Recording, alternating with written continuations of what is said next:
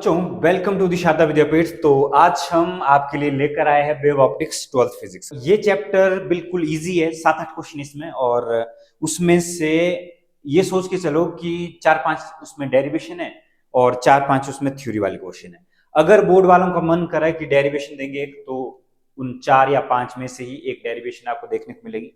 अगर बोर्ड वालों का मन करे कि नहीं, थोड़ा सा इस बार थोड़ा चेंज कर लेते हैं, थोड़ा सा थ्योरी वाला कोई एक क्वेश्चन देंगे, तो उसके लिए भी वो 4-5 क्वेश्चन इंपॉर्टेंट। तो 8-9 सारे के सारे इंपॉर्टेंट क्वेश्चन हम आपके लिए लेकर आए, और इसके साथ आप एग्जाम बहुत नजदीक आने वाला है, ठीक है? तो आपने घबराना नहीं है, हम आपके लिए है और आपको अच्छी तरह से तैयार करेंगे, आप अच्छे मार्क्स लोगे। कोई भी न्यू स्टूडेंट जो हमारे चैनल के साथ जुड़ रहा है, आप प्लेलिस्ट को विजिट करना ना भूले। आपने हमेशा, मैं एक ही बात बोल रहा हूं कि आपने प्लेलिस्ट को जरूर विजिट करना है।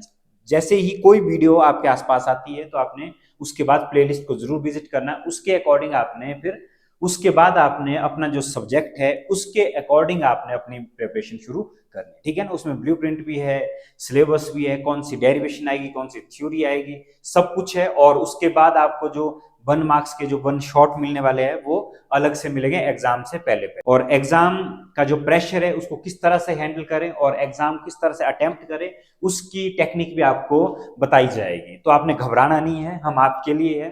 चलिए शुरू करते हैं वेव ऑप्टिक्स। तो वेव ऑप्टिक्स में देखिए, वेव ऑप्टिक्स जो आएगा ये आएगा 3 मार्क्स का। वेव ऑप्टिक्स में से एक क्वेश्चन आपको 3 मार्क्स का देखने को मिलेगा। तो उसमें से जो सारे के सारे इंपॉर्टेंट क्वेश्चन है, तो देखिए पहला क्वेश्चन है what is the wave front, explain 3 types of wave front. ये थ्योरी वाला क्वेश्चन है। फिर है what are the coherent sources of light, what are the coherent sources, why are the coherent sources required to obtain sustained interference pattern. ये भी theory वाला question है। फिर इंटरफेरेंस और डिफ्रैक्शन के बीच में डिफरेंस बताइए, ठीक है? ये भी 3 या 4 लिखना है, आपने ज्यादा लिखने की जरूरत नहीं। यहां से डेरिवेशन होती शुरू, यंग्स डबल स्लिट एक्सपेरिमेंट।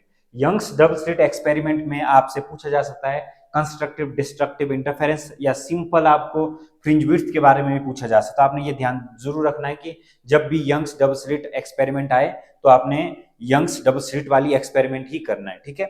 फिर with the help of suitable diagram prove that Snell's law of using Huygens principle. तो हाइगन्स प्रिंसिपल वाला रिफ्रैक्शन का आता है एक डेरिवेशन, और एक डेरिवेशन आपको देखने को मिलेगी रिफ्लेक्शन के।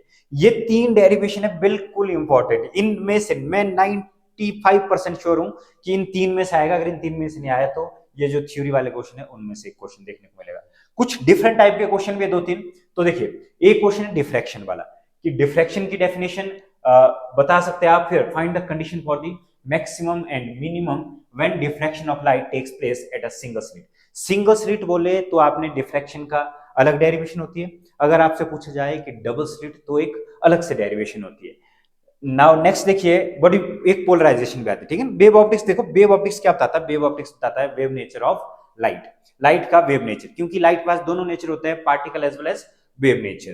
तो इसमें क्या है, इसमें 3 फिनोमेनन से एक्सप्लेन किया जाता है, इंटरफेरेंस, डिफ्रैक्शन और पोलराइजेशन से। उसी तरह से जो पार्टिकल नेचर होता है, पार्टिकल नेचर हम लोग फोटो इलेक्ट्रिक इफेक्ट से शो करते हैं लाइट का, और किससे शो करते हैं? रिफ्लेक्शन से, रिफ्रैक्शन से, डिस्पर्जन से, स्कैटरिंग से। वो सारा सारा शो करता है पार्टिकल नेचर को। वेव नेचर के बारे में बात आती तो देखो पोलराइजेशन पे एक क्वेश्चन ये। फिर उसके बाद ब्रूस्टर लॉ और पोलराइजिंग एंगल वाला एक डेरिवेशन ये बन सकती है। फिर लास्ट है state and prove Malus law, ठीक है ना? तो मालस लॉ बोलते हैं, मेलस लॉ बोलते हैं, कुछ भी बोल सकते हैं आप, बोलने से कोई फर्क नहीं पड़ता। आपको बस क्या लेना है, मार्क्स लेने, ठीक है ना? आपको यहाँ पर सिर्फ और सिर्फ हम लोग इंपॉर्टेंट क्वेश्चन डिस्कस करेंगे। यहाँ पर हम लोग बेसिक पे नहीं जा रहे, बेसिक के लिए वीडियोस अलग से आएगी, वो बाद वाले नेक्स्ट ईयर के सेशन में बिल्कुल बेसिक से वीडियो आएगी हर एक टॉपिक पे कि ये टॉपिक आखिर है क्या। ओके जी, एक क्वेश्चन और है, ये वाला 11th क्वेश्चन। अगर बोर्ड वालों का मन करेगा कि इस तरह का क्वेश्चन देना है, ठीक है ना, जिसमें ये डेरिवेशन भी नहीं है, ये न्यूमेरिकल नहीं है, अगर उनका मन करे कि कुछ न्यूमेरिकल टाइप हो और न्यूमेरिकल भी ना लगे लेकिन है वो न्यूमेरिकल, ठीक, तो अगर इस तरह का क्वेश्चन देना होगा तो ये जो यंग्स डबल स्लिट एक्सपेरिमेंट में से ये पूछेंगे कि भाई स्क्रीन और उनके बीच की डिस्टेंस को अगर इंक्रीज करे तो क्या होगा, स्लिट के बीच की डिस्टेंस इंक्रीज करे तो क्या होगा, अगर सोर्स को रिप्लेस करे तो क्या होगा। बहुत सारे केसेस है, देखो separation between 2 slit is increase तो क्या होगा, monochromatic source is replaced bye white light अगर यूज करें तो क्या होगा, width of the source slit increase करे तो क्या होगा। तो ये सारे के सारे क्वेश्चन सारे इंपॉर्टेंट है, ओनली 11 क्वेश्चन। स्टार्ट करते हैं पहले क्वेश्चन से। पहले क्वेश्चन का जो सॉल्यूशन है, पहले क्वेश्चन का सॉल्यूशन देखिए क्या किस तरह से आता था कि what is wave front, explain 3 types of wave front. ये थ्योरी वाला क्वेश्चन है, क्योंकि जो वेव ऑप्टिक्स की जो शुरुआत है वो वेव फ्रंट से ही होती है। तो सबसे पहले आपको ये पता होना चाहिए, क्या पता होना चाहिए आपको, पता होना चाहिए वेवलेट के बारे में। वेवलेट एक तरह का पार्टिकल भी बोल सकते हो। तो यहां पर देखिए वेवलेट क्या होता है। वेवलेट होता है, wavelet is a point of disturbance due to propagation of light. तो ये क्या होता है कि जैसे कोई लाइट क्या करती है, ट्रेवल करती है, तो वेवलेट क्या होता है, पॉइंट ऑफ डिस्टर्बेंस। ये ऐसा पॉइंट है जहां पे डिस्टर्बेंस क्रिएट होती है। बस ये समझना आपने। क्यों? क्योंकि वेव फ्रंट को समझने के लिए पहले आपको क्या पता होना चाहिए, आपको पता होना चाहिए वेवलेट क्या होता है। अभी क्लियर हो जाएगा, आपको घबराने वाली बात नहीं। नेक्स्ट देखिए, अब वेव फ्रंट की डेफिनेशन। अब wave front is the locus of point, ठीक है, किसका, वेवलेट को। वेवलेट को अगर हम लोग कंसीडर करें छोटा सा पॉइंट, उसको अगर मिला दें तो क्या बन जाता है, वेव फ्रंट बनता है। Having the same phase of oscillation, मतलब सेम फेज ऑफ ओसिलेशन से वाइब्रेट करता है। और नेक्स्ट आप देख सकते हो, और वेव फ्रंट में क्या होता है, a line perpendicular to the wave front is called ray. अभी आपको समझ आ जाएगा, ये डेफिनेशन है मेन। ये डेफिनेशन अगर आप डायरेक्ट लिखते हो तो इसके भी मार्क्स मिलेंगे और इसके भी आपको मार्क्स देखने को मिलेंगे। अब समझते हैं एनिमेशन के थ्रू, ठीक है। एनिमेशन के थ्रू समझते हैं कि जो वेव फ्रंट होते क्या है एक्चुअल में। यहां पर देखिए, अगर ये है हमारे पास पॉइंट सोर्स, पॉइंट सोर्स क्या करेगा, लाइट क्या करेगा, रेज को फेंकेगा। और जब ये रेज को फेंकेगा तो देखिए इस तरह से, जब ये है रेज, ठीक है ना, रेड कलर की जो दिख रही है आपको ये रेज है, और जो छोटे छोटे जो डॉट दिख रहे हैं ना आपको पिंक कलर के, ये है वेवलेट। वेवलेट बोलो या पॉइंट ऑफ डिस्टर्बेंस बोल दो।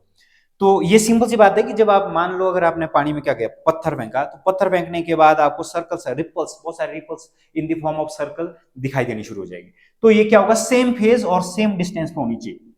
इसके बाद देखिए, अगर इन सारे पॉइंट को मिला दें, ठीक है ना, लोकस ऑफ पॉइंट जिसकी बात कर रहे हैं, अगर इन सारे पॉइंट को मिला दे तो यहां पर जो ये ब्लू कलर से देखने को मिल रहा है, ये है वेव फ्रंट, ठीक है ना। पहले क्या था, एक बार मैं और बता रहा हूं आपको, ये देखिए, ये था पॉइंट सोर्स। सोर्स ने क्या किया, रेज, और रेज के बाद जो छोटे छोटे डॉट दिख रही है वेवलेट। वेवलेट को अगर पॉइंट कंसीडर करते हैं, ठीक है ना, और अगर उनके सारे पॉइंट को मिला दें हम लोग, उसको बोलते हैं वेव फ्रंट। और वेव फ्रंट देखिए, ये है वेव फ्रंट, ब्लू कलर के सारे, ये है वेव फ्रंट। और कौन से वेव फ्रंट, कौन से फॉर्म के, ये है शेप कौन सी, स्फेरिकल वेव फ्रंट। अच्छा जी, इसको बोलते हैं spherical wave front from a point source. जो ये ग्रीन कलर का था, ये था पॉइंट सोर्स। अब देखिए नेक्स्ट, ये तो था सोर्स ऐसा, लेकिन अगर आपको लीनियर सोर्स हो या सिलेंड्रिकल सोर्स हो, तो इसकी रेज तो इस तरह से जाएगी, इस तरह से इसकी रेज जाएगी। और जब इसकी रेज इस तरह से जाएगी तो क्या होगा, इसमें जितने भी आपको ये डॉट डॉट दिख रही है, ये सारे वेवलेट, और वेवलेट को मिला के अगर हम लोग शेप को कंसीडर करें तो देखिए कौन सी शेप देखने को मिल रही है। इसमें जो शेप देखने को मिल रही है वो देखने को मिल रही है कौन सी, सिलेंड्रिकल। तो हम लोग बोल सकते हैं कि ये कौन सा है, ये है cylindrical wave front from the linear source. और नेक्स्ट, अगर सोर्स बहुत दूर हो, वेरी फार अवे, ठीक है ना, जैसे सन का या कुछ बहुत दूर हो, तो ये क्रिएट होता है प्लेन वेव फ्रंट। इस तरह से जो रेज इस तरह से जाएगी, तो प्लेन वेव फ्रंट का बनता है जब सोर्स क्या हो, फार अवे, ठीक है जी। तो हम लोग बोल सकते हैं जब सोर्स क्या हो, फार अवे, फार अवे, बहुत ज्यादा दूर जाओ, ठीक है ना, तब क्या होगा, तब बनेगा इस तरह से। तो बस यहाँ पे भी हमने मेंशन कर दिया, जो पिंक डॉट है वो वेवलेट को शो कर रहा है, और जो ब्लू एनवल्फ है वो शो कर रहा है किसको, वो शो कर रहा है वेव फ्रंट को। और जो रेड लाइन है, रेड लाइन शो कर रही है रेज को। ठीक है जी, क्लियर है इतना। तो इस तरह से वेव फ्रंट आपको समझ आ गया होगा, क्योंकि बुक्स में पढ़ना वेव फ्रंट को समझना बहुत टफ होता है, लेकिन एनिमेशन के थ्रू हमने आपको बता दिया, तो ये बिल्कुल ईजी है, आप जिंदगी भर इसको नहीं भूलो। नेक्स्ट क्वेश्चन की तरफ बढ़ते हैं। तो देखिए नेक्स्ट क्वेश्चन तो सिंपल सा है, थ्योरी वाला क्वेश्चन है। Next, what are coherent sources of light, why are coherent sources required to obtain sustained interference pattern. सबसे पहले तो देखो, इंटरफेरेंस के लिए, इंटरफेरेंस जो फिनोमेनन है, इंटरफेरेंस फिनोमेनन ऐसी है जिसमें लाइट क्या करती है, सुपर इम्पोज हो जाती है, और सुपर इम्पोज होने के बाद लाइट कुछ जगह पे ब्राइट पैटर्न शो करती है और कुछ जगह पे डार्क पैटर्न शो करती है, ठीक है ना, उसको बोलते हैं इंटरफेरेंस। अभी पढ़ेंगे आगे, इसके बाद पढ़ेंगे। तो मैं सिंपल सा आपको बता रहा हूँ, जैसे इंटरफेरेंस के एक दो फिनोमेनन बताता हूँ आपको। जैसे व्हाइट लाइट आती है तो जो ब्राइट नहीं आता तो कलर्ड बैंड आएंगे उसमें, ठीक है ना।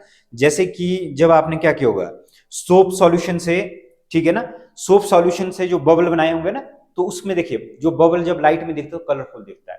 और कुछ बर्ड्स ऐसे है, ठीक है ना, बहुत कुछ चिड़िया ऐसी है कि जिसमें जैसे लाइट पड़ी उनके ऊपर तो उनके जो डिफरेंट डिफरेंट कलर, ठीक है ना, मल्टी कलर शो करना शुरू करते हैं। और अगर कहीं पे पेट्रोल गिरा हो रोड के ऊपर तो आपको कलर बैंड दिखाई देना शुरू हो जाएगा। तो वो सारी फिनोमेनन किसके, वो है इंटरफेरेंस ऑफ लाइट की। तो इंटरफेरेंस के लिए क्या चाहिए, यहाँ पे इंटरफेरेंस के बारे में नहीं बोला कि यहाँ पे बोला सिर्फ और सिर्फ किसके बारे में, कोहेरेंट सोर्स के बारे में। तब कोहेरेंट सोर्स में देखो, two sources of light are said to be coherent if they emit same frequency, same wavelength और इधर फेज और have a constant initial phase difference. बस ये same frequency, same wavelength, same phase difference ऐसा आपने लिख लेना, तो वो क्या होंगे, कोहेरेंट सोर्सेज। नाम से लग रहा पता, कोहेरेंट सोर्सेज।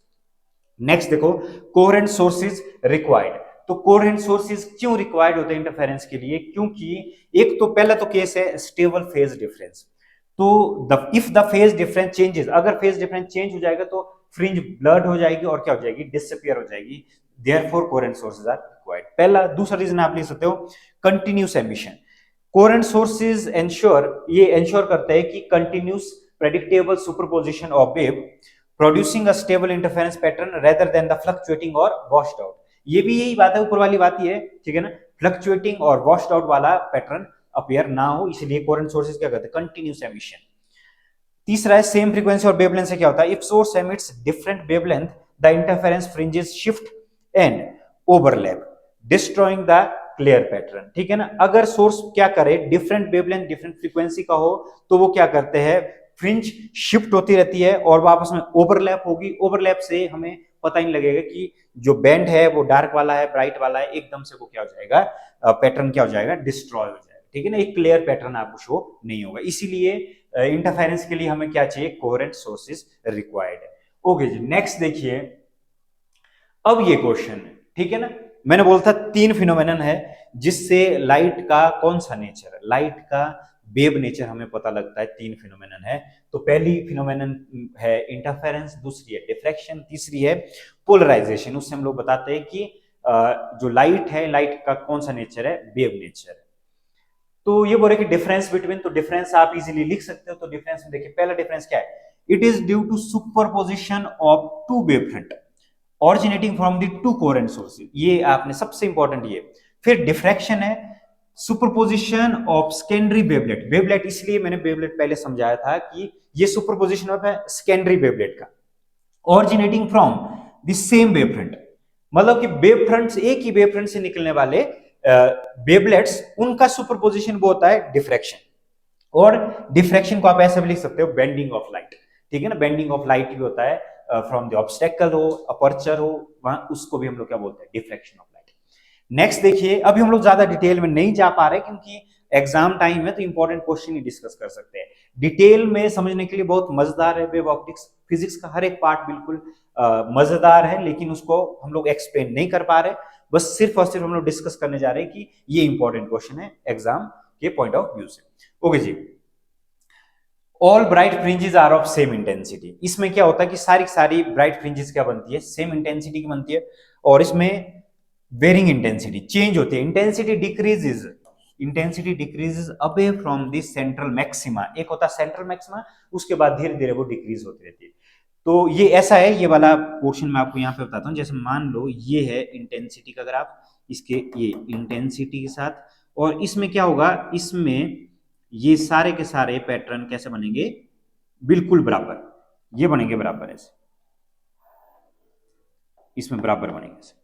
ये है इंटरफेरेंस। इंटरफेरेंस केस में देखो ये सारे, ये इंटेंसिटी है, इसकी बराबर, इसकी बराबर, इसकी बराबर, ये डार्क होता है, ये ब्राइट होता है, ये डार्क होता है, ये सॉरी, ये डार्क होता है, ये ब्राइट होता है। लेकिन जब डिफ्रैक्शन का पैटर्न बनता है, तो डिफ्रैक्शन के पैटर्न में क्या होता है, डिफ्रैक्शन के पैटर्न में ये धीरे धीरे क्या होता है, धीरे धीरे ये डिक्रीज हो जाता है, और ये वाला पोर्शन भी धीरे धीरे धीरे धीरे ये डिक्रीज हो जाता है, किसमें, डिफ्रैक्शन के पैटर्न में।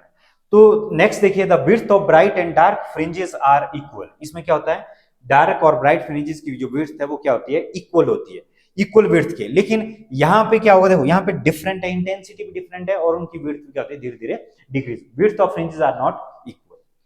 एक चौथा आप डिफरेंस लिख सकते हो, in interference bands are in large number के बैंड बनते हैं इसमें, और इसमें in diffraction bands are few in numbers.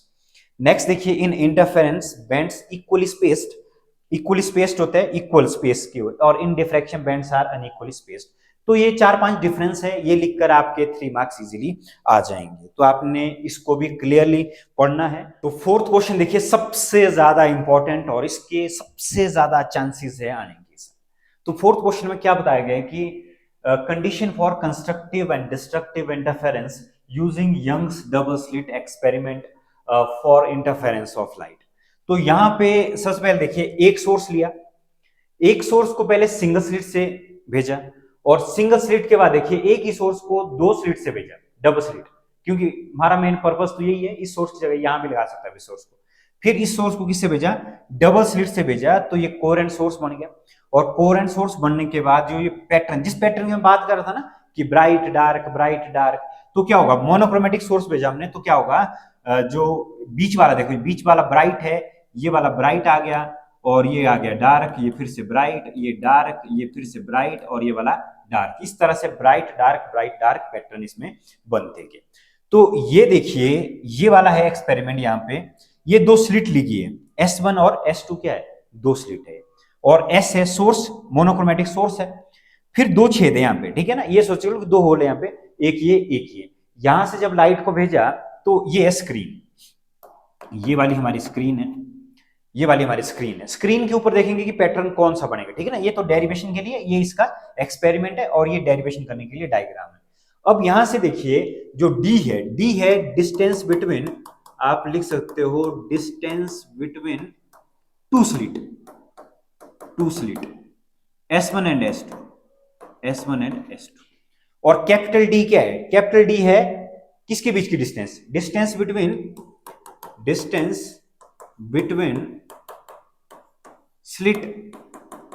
Slits and screen, किसके बीच की है ये, स्लिट और स्क्रीन के बीच की जो डिस्टेंस है वो है हमारी, वो क्या हमारी, वो है हमारी कैपिटल डी।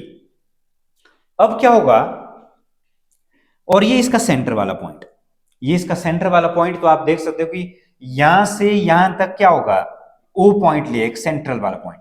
सेंटर वाला पॉइंट ये इसलिए लिया गया है क्योंकि यहां से देखिए light emits both the sources reach at point ओ।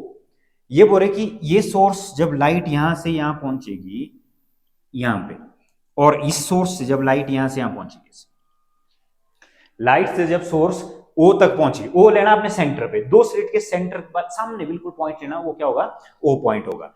तो देखो यहां लिखा है on the screen after travelling equal distance, so path difference and hence phase difference between two waves is 0। तो फेज डिफरेंस इसके बीच में 0 क्यों होगा, क्योंकि देखो मान लो ये घर है किसी का, एक आदमी यहां से जा रहा है, एक आदमी यहां से जा रहा है, तो उनके बीच में जो पाथ डिफरेंस है, रास्ते का डिफरेंस है, रास्ते का डिफरेंस क्या है, 0। अगर ये 10 किलोमीटर का, तो ये भी क्या होगा, 10 किलोमीटर का। तो इनके बीच में जो पाथ डिफरेंस है, पाथ डिफरेंस क्या है जी, इसके बीच में पाथ डिफरेंस है 0। मैंने मान लो लेट किया इसको, इसके बीच में पाथ डिफरेंस क्या है, 0। इसलिए जिसमें पाथ डिफरेंस 0 है तो वो कौन सा पैटर्न है, सेम फेज में है, वो सेम फेज में, तो इसका मतलब constructive interference take place two waves is 0। यहां देखो phase difference between two waves is 0। लेकिन क्या हो रहा है कि यहां पर देखिए, अगर कोई पॉइंट हम कंसीडर करते हैं ऊपर इसी स्क्रीन में, कोई पॉइंट कहां से, इसको बोलेंगे सेंट्रल, क्या बोलते हैं इसको, सेंट्रल मैक्सिमा, इसको हम लोग बोल रहे हैं सेंट्रल मैक्सिमा। सेंट्रल मैक्सिमा का मतलब होगा ब्राइट पैटर्न, मिनिमा का मतलब होता है डार्क पैटर्न।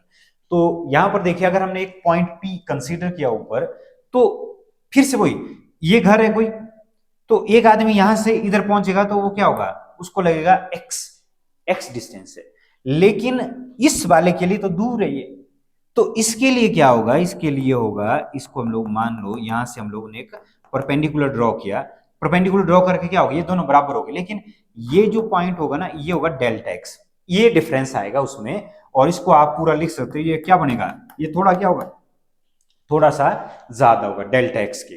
तो डेल्टा x के करीब है, तो इसमें जो पाथ डिफरेंस देखिए, पाथ डिफरेंस क्या होगा, पाथ डिफरेंस होगा S2P, ये वाला ज्यादा है तो इसको पहले लिखेंगे, माइनस S1P, ये होगी हमारी इक्वेशन 1, ये क्या होगी हमारी इक्वेशन 1। अब इसको डिराइव करते हैं, जो पूछा गया है कि देखिए क्या पूछा था, constructive and destructive interference using double slit experiment for interference of light.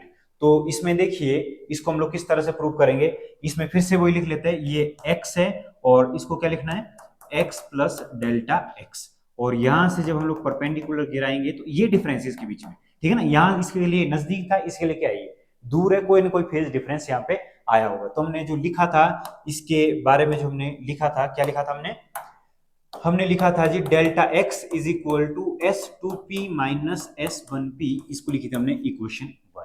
अब क्या करेंगे, S2P को फाइंड आउट कर लेते हैं, S1P को फाइंड आउट कर लेते हैं, फिर इसमें वैल्यू पुट करके देखिए क्या मिलेगा। तो इसमें देखिए from right angle triangle, from right angle triangle कौन सा, सबसे पहले कौन सा लेना, सबसे पहले इसको ले लेते हैं, इस पॉइंट को लिख लो, इस पॉइंट को भी नाम दे देते हैं, इस पॉइंट को नाम दे देते हैं, मान लो हमने इसको नाम दे दिया A और इसको लिख लेते हैं B, इस पॉइंट को B लिख लेते हैं। अब क्या होगा, जो A पॉइंट है फ्रॉम राइट एंगल ट्राइंगल, तो यहां पे मैं लिख रहा हूं ट्राइंगल कौन सा बना, S2AP, इसमें हम लोग क्या लगाएंगे, इसमें हम लोग लगाएंगे पाइथागोरस। राइट एंगल ट्राइंगल बना, देखो 90 डिग्री वाला, ये यहां पे बन रहा है 90 डिग्री, तो क्या करेंगे, अप्लाइंग पाइथागोरस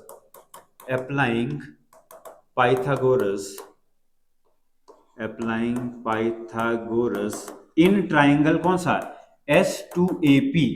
S2AP में जब अप्लाई करेंगे तो क्या होगा, S2P का square is equal to S2A का स्क्वायर प्लस ये बनेगा AP का स्क्वायर। नेक्स्ट देखिए इसमें क्या होगा कि S2P का स्क्वायर तो ठीक है, S2A ये है D का स्क्वायर, और AP किसके इक्वल होगा, AP होगा D/2, यहां तक है, और यहां से आगे Y है तो ये बनेगा Y प्लस D/2 का क्या बनेगा, होल स्क्वायर।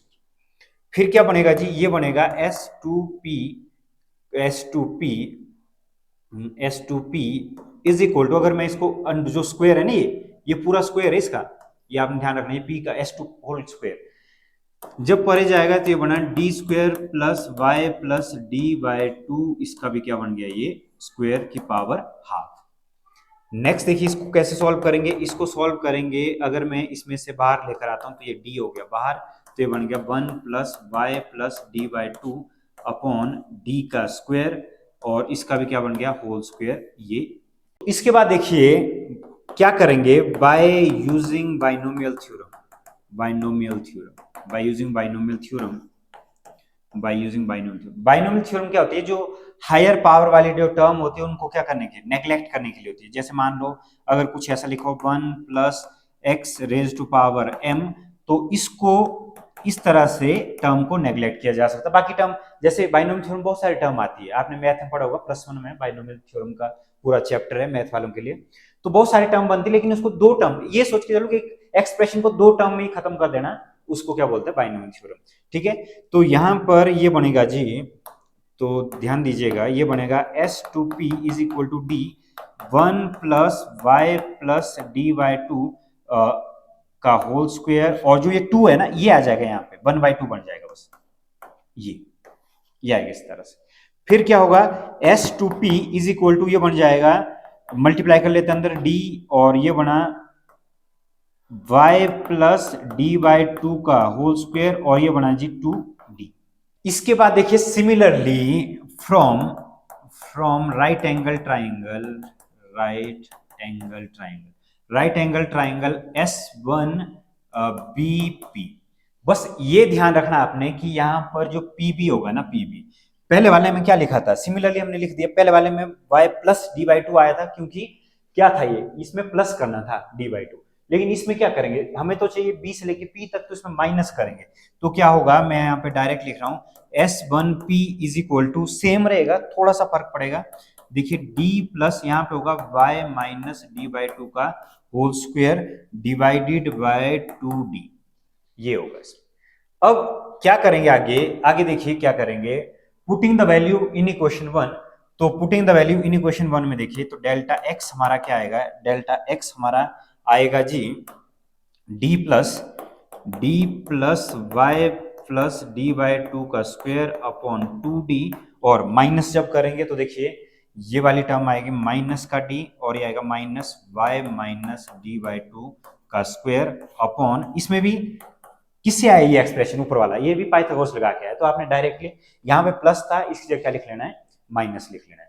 तो इससे देखिए क्या क्या कटेगा, इससे कटेगा जी डी से डी कैंसल्ड आउट, तो ये बनेगा delta x is equal to 1/2d, और ये आएगा आगे क्या आएगा, ये आएगा y plus D by two का square minus y minus D by two का स्क्वायर।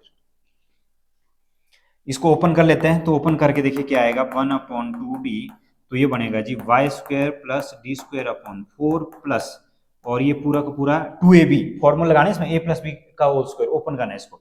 तो इसमें देखिए इसको जब माइनस करेंगे तो ये आएगा जी Y square plus D square upon 4 minus का वाई डी। अब ये बनेगा delta x is equal to 1/2d, और 1/2d के बाद ये आएगा Y square plus D square upon 4 plus Y D minus का वाई स्क्वायर और माइनस का डी स्क्वायर अपॉन 4, और ये आएगा प्लस वाई डी। इससे देखिए लास्ट जो हमारा एक्सप्रेशन बनेगा, इससे कटेगा क्या, वाई स्क्वायर से वाई स्क्वायर कैंसल्ड आउट, फिर क्या होगा डी स्क्वायर कैंसल्ड आउट, तो ये बना delta x is equal to 2 times of y D upon 2d के इक्वल। और जो हमारा फाइनल एक्सप्रेशन होगा पाथ डिफरेंस का हमारा फाइनल जो एक्सप्रेशन आएगा वो आएगा delta x is equal to 2 से 2 कैंसिल कर देंगे, ये बना y D upon capital D. ये आया अभी तक सिर्फ और सिर्फ क्या, पाथ डिफरेंस। तो इसके बाद देखिए कंडीशन कंस्ट्रक्टिव, कि ये जो पॉइंट P है, पॉइंट P ब्राइट होगा कि डार्क होगा, ब्राइट होगा तो कंडीशन क्या होनी चाहिए, और डार्क होगा तो कंडीशन क्या होनी चाहिए, ठीक है ना यहाँ पे। तो इसमें देखिए कंडीशन के लिए मैं लिख रहा हूं फॉर, पहले कंस्ट्रक्टिव इंटरफेरेंस कंस्ट्रक्टिव इंटरफेरेंस का मतलब होता है मैक्सिमा, एक इसकी कंडीशन क्या होती है मैक्सिमा, और इसी को ही हम लोग क्या बोलते हैं ब्राइट फ्रिंज। अगर उस पॉइंट पे ब्राइट फ्रिंज आएगी तो कंडीशन क्या क्या होगी, सिमिलरली पॉइंट P पे, कहां पे बात कर रहे हैं, एट पॉइंट P, ठीक है ना, और इसमें भी सेम क्या होगा एट पॉइंट P, तो एट पॉइंट P पे सेम बात करेंगे हम लोग डिस्ट्रक्टिव इंटरफेरेंस का मतलब क्या होता है, डिस्ट्रक्टिव इंटरफेरेंस का मतलब होता है कि इसमें डार्क फ्रिंज, ठीक है ना, इसका मतलब होता है डार्क फ्रिंज, और डार्क फ्रिंज का मतलब क्या होता है, डार्क फ्रिंज का मतलब होता है मिनिमम, तो देखिए पहले मैं कंस्ट्रक्टिव इंटरफेरेंस के बारे में बात कर रहा हूं, तो उसके लिए जो पाथ डिफरेंस जो आया था हमारा आया था बाई डी अपॉन डी, ये एक्सप्रेशन, ये इक्वेशन 1, और इसमें भी यही लिखेंगे delta x is equal two by D upon D, ये इसकी पहली इक्वेशन। फिर क्या होगा कि इसके लिए कंडीशन क्या होती है, इसके लिए कंडीशन होती है जो पाथ डिफरेंस आना चाहिए वो क्या आना चाहिए, integral multiple of lambda, integral multiple of क्या आना चाहिए, लेमडा आना चाहिए। तो ये है इक्वेशन 2, और इसमें क्या होता है, इसमें जो पाथ डिफरेंस है डेल्टा एक्स क्या हमारा पाथ डिफरेंस, इसमें आता है odd integral multiple of lambda by 2, तो इसका मतलब ये होता है इसमें आता है 2n+1 लेमडा बाई 2, ये है इक्वेशन 2। ये ध्यान रखना कि जो पॉइंट P आया हमारा वो ब्राइट होगा कि डार्क होगा, उसके लिए हमने दो कंडीशन लिखी, एक हमने कंडीशन लिखी कंस्ट्रक्टिव इंटरफेरेंस, दूसरी हमने कंडीशन लिखी है जी डिस्ट्रक्टिव इंटरफेरेंस। तो देखिए फ्रॉम 1 and 2 दोनों क्वेश्चन से क्या मिलेगा, फ्रॉम 1 and 2 वी गेट, पहली और दूसरी क्वेश्चन से हमें क्या मिलेगा, यहां से मैं फाइंड आउट कर रहा हूं by D upon D is equal to N lambda, और ये बना जी N lambda D upon D, ये बनी पहली कंडीशन। अब इसमें मैं n की जगह 1 पुट कर लेता हूं, तो 1 पुट करके देखो क्या आएगा, ये आएगा 1 लेमडा डी अपॉन डी, तो ये आएगा lambda D upon D. 2 put करके क्या आएगा, 2 पुट करके आएगा 2 लेमडा डी अपॉन डी। और क्या होता है, ये दूसरी, ये कौन सा है, ये वाली कंडीशन कौन सी, ये है फर्स्ट मैक्सिमा, सेंट्रल वाला तो ब्राइट था ही था, उसके बाद वाला, ठीक है जी। और ये है आपका सेकंड मैक्सिमम, ये सेकंड मैक्सिमम, ये सेकंड मैक्सिमम। फिर एक होता है फ्रिंज विड्थ। फ्रिंज विड्थ होता है distance between two successive maxima. तो फ्रिंज विड्थ आएगी y2 माइनस y1 और इसकी जगह आएगा 2 lambda D upon D minus lambda D upon D. तो फ्रिंज विड्थ का जो फॉर्मूला है, फ्रिंज विड्थ का फॉर्मूला है लैम्डा डी अपॉन डी। कभी आपसे अगर पूछे, इसमें अभी पूछा नहीं, इसमें सिर्फ कंडीशन पूछे तो आप यहां तक लिख सकते हो, लेकिन अगर इसमें पूछा जाए कि फ्रिंज विड्थ क्या होगी, तो फ्रिंज विड्थ के केस में 2 lambda D upon D minus lambda D upon D, ये बनेगा लैम्डा डी अपॉन डी के इक्वल। तो नेक्स्ट देखिए, इसमें भी from 1 and 2 we get, from 1 and 2 we get, पहली और दूसरी इक्वेशन हमें क्या मिलता है, पहली और दूसरी इक्वेशन हमें मिलता है कि y D upon D is equal to 2n plus 1 lambda by 2, और ये क्या बनेगा जी, ये बनेगा y is equal to 2n plus 1 upon 2 lambda D upon D. इसमें फर्स्ट डार्क फ्रिंज क्या कहां पे होगी, n की जगह 1 पुट कर दो, 2 इंटू 1 प्लस 1 अपॉन 2 और लैम्डा डी अपॉन डी, तो ये बना 3 लैम्डा डी अपॉन डी। फिर सेकंड में देखिए, सेकंड में क्या आएगा जी, सेकंड में आएगा इस जगह आएगा 2 into 2 plus 1 upon 2 lambda D upon 2, तो ये बना 5 लैम्डा डी अपॉन डी। इसमें भी सेम फ्रिंज विड्थ, अगर इसमें पूछा गया तो फ्रिंज विड्थ इसमें आप बीटा डैश ले सकते हो। बीटा डैश क्या होगा, फिर से y2 माइनस y1, और आप लिख सकते हैं जिसकी जगह 5 lambda D upon D minus 3 lambda D upon D. इसको जब आप काटोगे तो ये सेम आएगा एक्सप्रेशन। तो ये देखो, ये बना लैम्डा डी अपॉन डी। तो फ्रिंज विड्थ आर इक्वल, ये किसके लिए, ब्राइट और डार्क की जो फ्रिंज विड्थ होगी वो क्या होगी, इक्वल। तो ये जो एक्सप्रेशन है इस तरह से आ सकता है, और सबसे ज्यादा चांसेस है इस क्वेश्चन के इस साल आने के। नंबर 5 देखिए, क्वेश्चन नंबर 5 बिल्कुल इंपॉर्टेंट क्वेश्चन है।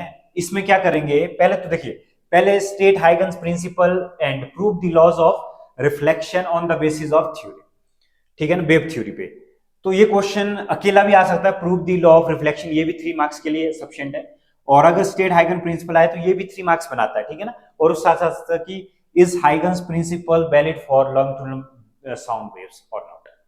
तो सबसे पहले देखिए हाइगन्स प्रिंसिपल आखिर है क्या।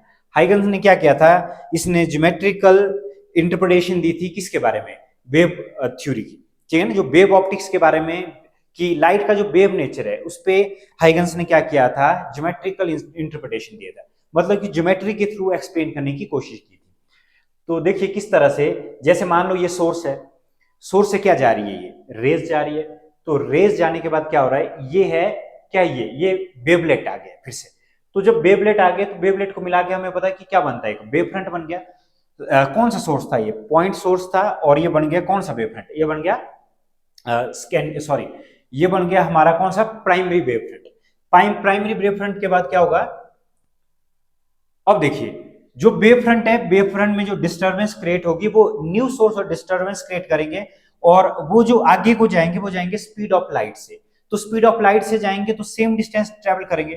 तो ये क्या करेगा, हर एक सोर्स क्या करेगा, स्फेरिकल क्या करेगा, वेव फ्रंट बनाएगा अपने। ये येलो कलर वाले ये सोर्स के है, ठीक है, हर एक वेवलेट के। तो इसको जब हम लोग मिलाएंगे तो देखिए ये क्या बन गया, ये बन गया सेकेंडरी वेव फ्रंट। ये भी फॉरवर्ड सेकेंडरी वेव फ्रंट, और ये दूसरा वाला क्या बन गया, इसको बोल सकते हैं backward secondary wave front.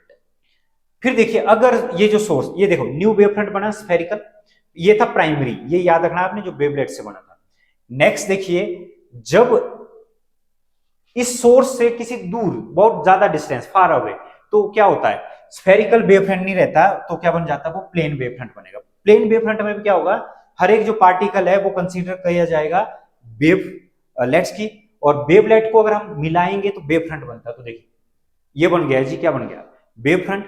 Wave front इसमें भी क्या होगा कि हर एक जितना भी पार्टिकल है वो कैसे बिहेव करेगा, as a source, new disturbance.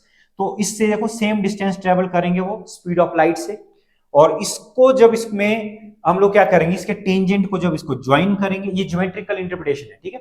फिर इसको जब हम लोग क्या करेंगे, इसको ज्वाइन करेंगे, तो ये फिर से क्या हो गया, ये प्राइमरी था जब सोर्स बहुत दूर था, तो ये क्या बन गया, इसका सेकेंडरी वेव फ्रंट, और ये बैकवर्ड सेकेंडरी वेव फ्रंट। तो यहां पर देखिए आगे क्या आएगा, आगे आएगा ये बना न्यू वेव फ्रंट, और न्यू वेव फ्रंट के बाद देखिए जो वेवलेट को हमने डिनोट किया है red dot colour on the wave front, और हमारा ये देखो ये लिखना है मेन पॉइंट। डायग्राम तो बनाना ही बनाना है, डायग्राम के साथ आपने 2 पॉइंट जरूर मेंशन करने हैं। Each point on a wave front acts as a fresh source of disturbance. मतलब ये कि मान लो सूरज है, सन है, ठीक है ना, सन जिस रास्ते से गुजरेगा, जिस मीडियम से गुजरेगा, उसमें जो भी पार्टिकल होंगे वो अपने आप में क्या हो गया, छोटा सन होगा, ठीक है ना। तो यही बात है यहाँ पे, each point on a wave front acts as a fresh source of disturbance of light.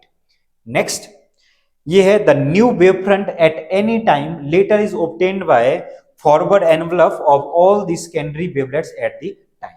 तो बस ये जो 2 स्टेटमेंट है ये लिखना आपने और ये बना देना, तो आपको 3 मार्क्स के लिए ये सफिशिएंट है। अब इसमें एक क्वेश्चन तो ये अलग से, तो इसमें देखिए ये वाला जो क्वेश्चन है ना, इसमें जो हाइगन्स प्रिंसिपल है ये अलग से भी एक क्वेश्चन बन सकता है 3 मार्क्स का। Laws of reflection at plane surface, Huygens principle का यूज करके इसको एक्सप्लेन करना है।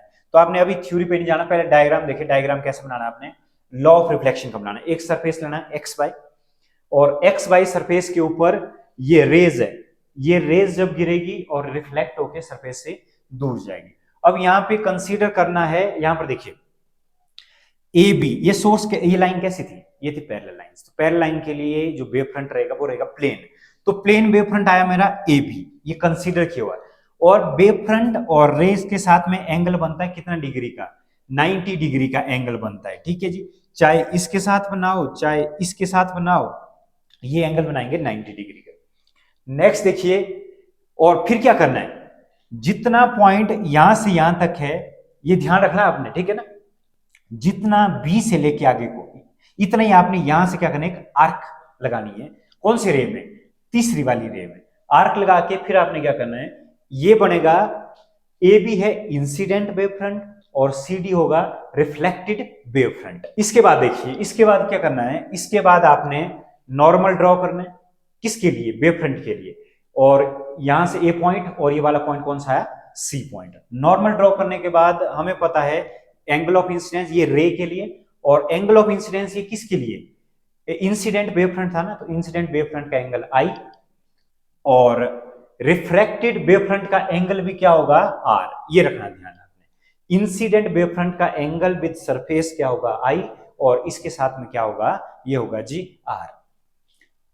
नेक्स्ट देखिए, नेक्स्ट में जो तीसरी रे है वेव फ्रंट की, पॉइंट पी लिया, ये आर और ये क्यू, ये 3 पॉइंट इसी से प्रूव होगा कि और होता क्या है, लॉ ऑफ रिफ्लेक्शन में क्या होता है, लॉ ऑफ रिफ्लेक्शन में होता है जी I is equal to r, angle of incidence is equal to angle of reflection. इसको बोलते हैं हम लोग, क्या बोलते हैं, लॉ ऑफ रिफ्लेक्शन। ये प्रूव करना है इसकी हेल्प से। तो इसके बाद देखिए आप प्रूव करते, पहले आपने डायग्राम को बनाना है अच्छी तरह से, और डायग्राम बनाने के बाद अब देखिए यहां पर जैसे कि बताया गया था, ए बी क्या है, incident wave front, C D क्या है, रिफ्लेक्टेड वेव फ्रंट, और एक्स वाई क्या है, रिफ्रैक्टिंग सरफेस। नेक्स्ट देखिए, according to the Huygens principle, ये आपने जरूर लिखना है, each point on the wave front A B acts as the source of new disturbance. ये उसका कौन सा पहला पॉइंट हाइगन्स प्रिंसिपल का। फिर by the time secondary wavelet from B reaches C on the reflection surface, the secondary wavelet from A travel a distance। तो देखिए जब ये B से C पहुंचेगा, A से D पहुंचेगा, पहली बात तो टाइम टेकन पूछा ना, तो यहां पे क्या होगा, C क्या होगा, C होगा speed of light, speed of light, speed of light. और दोनों मीडियम तो सेम है, ये भी हवा में ये भी हवा में, चाहे लाइट यहां से इधर को पहुंचे चाहे लाइट इधर से इधर पहुंचे। तो देखिए इसमें क्या होगा, अगर टाइम टेकन क्या होगा, टाइम टेकन होगा पहले वाले का टाइम टेकन क्या होगा, डिस्टेंस किसने ट्रेवल की, B to C, distance upon speed, speed का फॉर्मूला डिस्टेंस अपॉन टाइम, तो हमने टाइम निकाला, तो ये होगा जी इतना टाइम लगा इसको। दूसरे वाले के लिए भी टाइम कितना है, दूसरे वाले के लिए टाइम है ए टू डी, और इसमें स्पीड ऑफ किससे गए हम लोग, स्पीड ऑफ लाइट से, टाइम लेंगे वो सेम, ठीक है ना।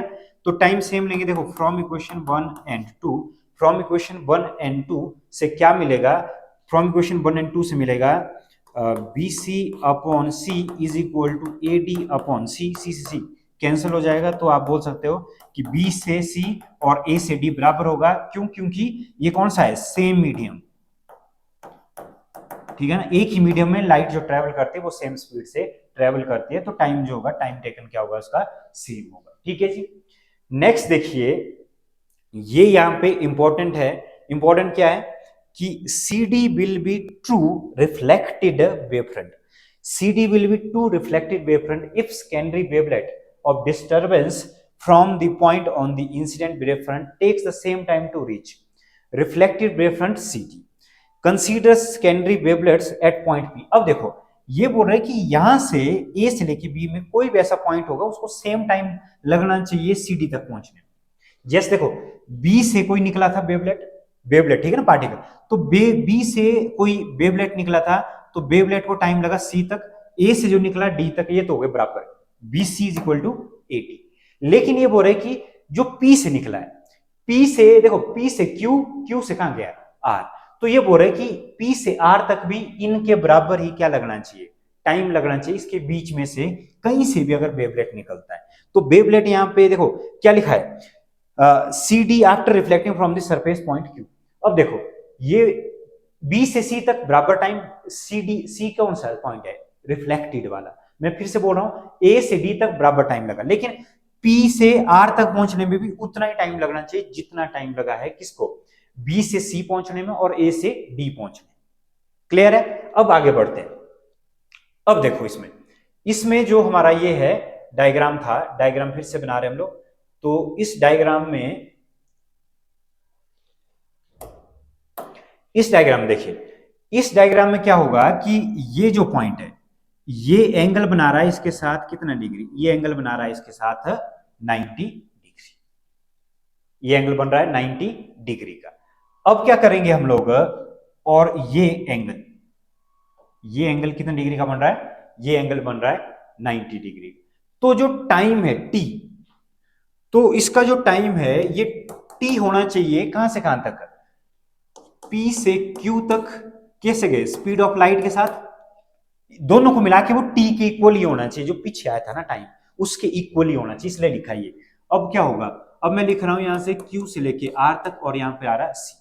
अब क्या करेंगे, अभी पहले फाइंड आउट करना पड़ेगा कि PQ क्या है, QR क्या है। PQ को फाइंड आउट कर लेते हैं। तो PQ को देखो, मैं यूज कर रहा हूं in triangle APO, in triangle APO, APQ, in triangle APQ। तो हम लोग ट्रिग्नोमेट्री यूज करेंगे, फाइंड आउट क्या करना, PQ।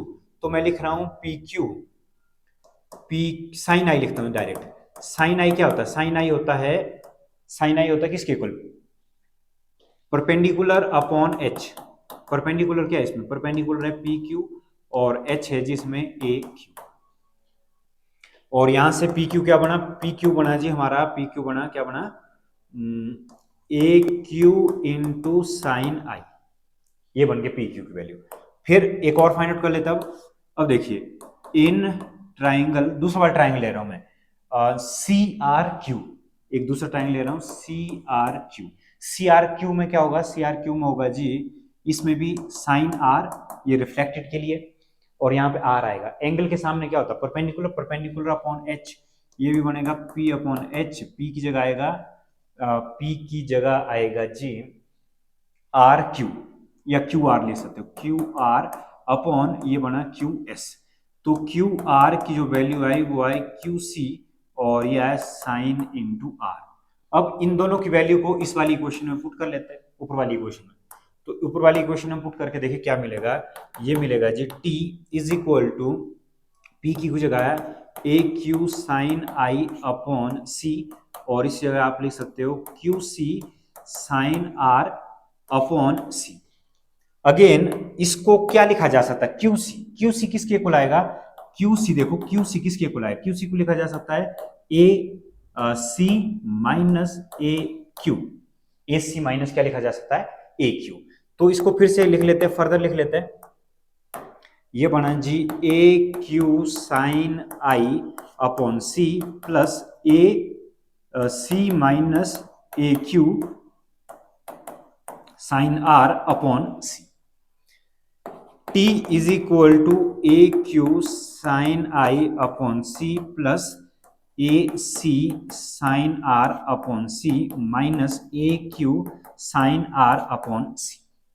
इससे देखिए क्या क्या कैंसिल होगा, इससे कैंसिल हो गया जी ए क्यू वाली टर्म क्या हो गई, कैंसिल कैसे हुई,